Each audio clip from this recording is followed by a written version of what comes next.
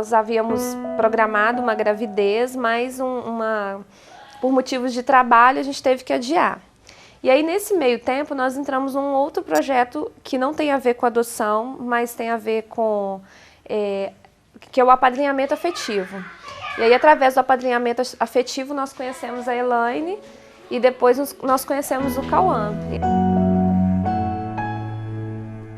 O projeto ele existe já por iniciativa inclusive dos juizados e que visa atender a crianças maiores, hoje que eu entendo aliás um pouco mais disso, na época eu não conhecia, né, tanto.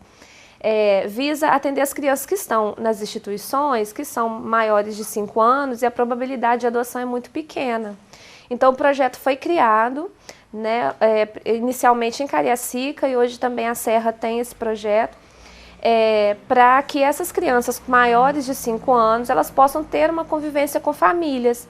E essas famílias são chamadas de padrinhos afetivos. Então eles acompanham a escola, visitas, levam para passear no final de semana, datas comemorativas como Natal, essas coisas.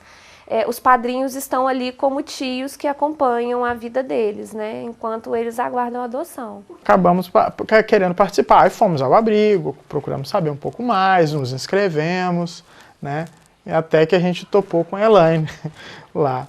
E assim, a ideia, o fato é que o nosso perfil mudou. Antes nós tínhamos interesse em ter neném, em ter um bebê, né, e depois a gente mudou o perfil para ter filhos.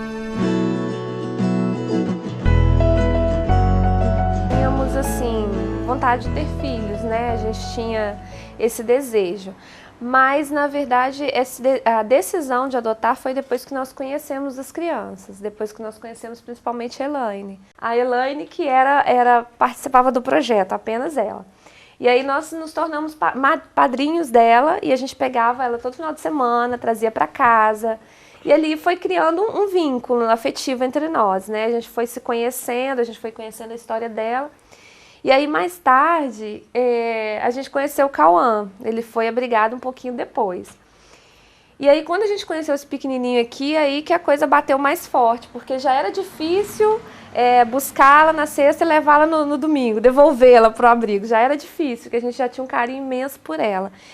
E quando o Cauã apareceu, aí a gente se sentiu ainda mais balançado, e a gente costuma dizer que ele que bateu o martelo, assim, que ele que nos adotou primeiro.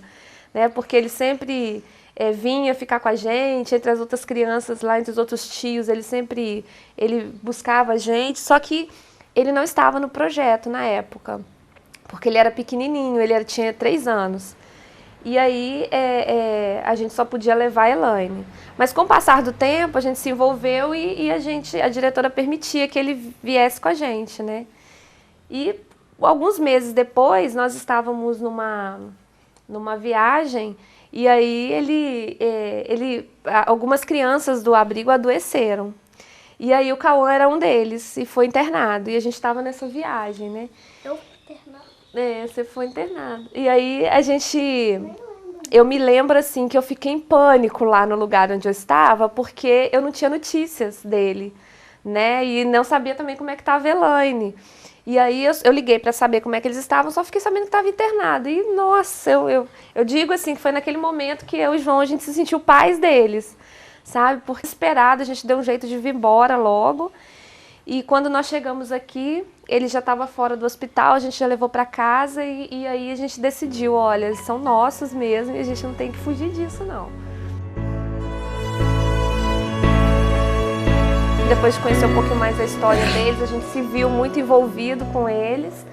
E aí até hoje, de vez em quando, eles me perguntam, a gente vai ter irmãozinho, não vai ter irmãozinho? E aí eu digo, não, por enquanto a atenção é toda deles e a gente precisa tá com eles agora nesse momento, né? Parece que sempre foram nossas. Hoje a gente fala de adoção como uma coisa até distante, sabe? Porque eles são muito a gente. A gente não se vê sem eles e os jeitinhos deles falarem as coisas, deles fazerem as coisas, é muito parecido com a gente. Quando você olha para uma criança e você olha como se fosse uma criança institucionalizada, é uma coisa. Agora, quando você olha para a carinha deles e vê a Elaine, o Cauã, né, a Tati, o Vinícius, que são outros irmãos que eles têm, Aí a gente vê que não tem medo, porque você vai conhecer essa pessoa. Então eu não tive medo, a gente teve um processo de adaptação, né? Eu falo que assim, nós tivemos que aprender a ser pais e eles tiveram que aprender a ser filhos. Então foi um processo mesmo de adaptação dos dois lados. Mas em nenhum momento eu tive medo. Algumas pessoas chegaram para mim e disseram assim, ah, você é muito corajosa, são duas crianças grandes, já vêm com um monte de manias e hábitos. E eu nunca tive assim esse tipo de problema com eles, sabe? A gente foi se descobrindo mesmo.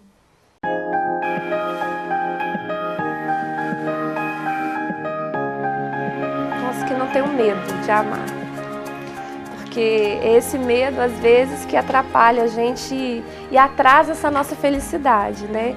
Igual a gente vê muitas mães hoje, muitas famílias que estão na fila esperando bebês, justamente com medo de se abrirem para crianças maiores e terem problemas, estão adiando a felicidade deles. Se a gente soubesse, talvez antes de conhecê-los, que nossos filhos já teriam mais idade, estavam lá esperando pela gente, a gente já teria ido lá mais rápido, né? Mais tempo atrás deles.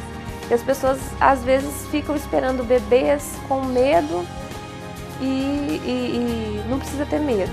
O que eu digo para os pais é isso, não tenham medo de amar. Abram um perfil, se vocês desejam adotar, ampliem o perfil de vocês, que vocês vão encontrar os filhos de vocês, seja com 3 anos, com 1 aninho, com 10, com 12, né? Desde que você esteja disposto a encontrar os filhos de vocês.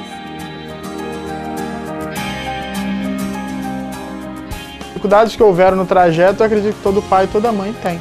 Então, como você falou agora há pouco, as pessoas às vezes ficam com medo, ou falam, né, não é difícil. É difícil ter filhos, hoje em dia.